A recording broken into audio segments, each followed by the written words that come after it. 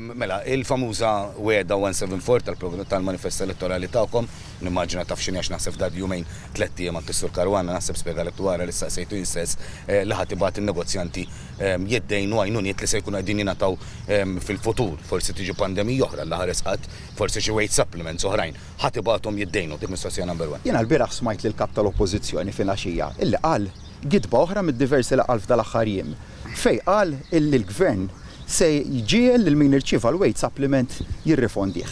Issa biex wasal biex għal gidba bħal din, meta għandek il-patt soċjali tal-24 ta' Marzu tal-2020 illi jitkellem ċar li l-weight supplement huwa qotja u allura ma hemm ebda rifużjoni tiegħu. Immaġina kemm se jasal biex jikdeb fuq affarijiet oħrajn.